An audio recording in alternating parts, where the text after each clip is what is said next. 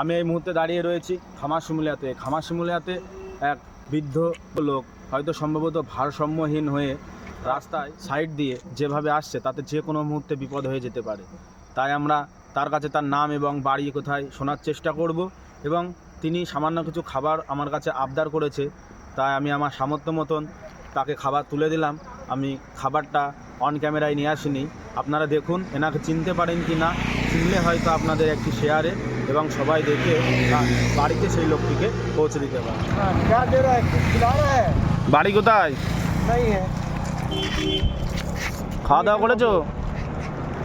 হ্যাঁ কাকা, খাওয়া দাওয়া করেছো? তুমি যে এরকম চলতে পারো না, ওপেন রাস্তার উপর দিয়ে বসে বসে আসছো অনেকটা জায়গা জুড়ে, এটা তো ঠিক না। বাড়ি কোথায় বলুন, আমি বাড়ি দিয়ে আসছি আপনার।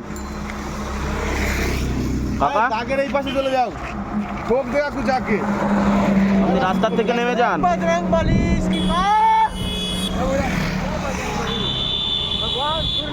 দর্শক দেখুন, এই লোকটি এইরকম খামারশিমুলিয়া থেকে রাস্তার মাঝখান দিয়ে আসছে।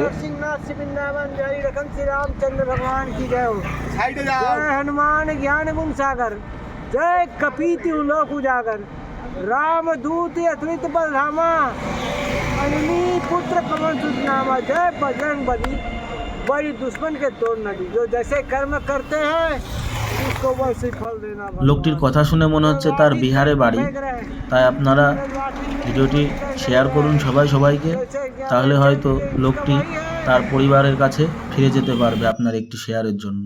ধন্যবাদ।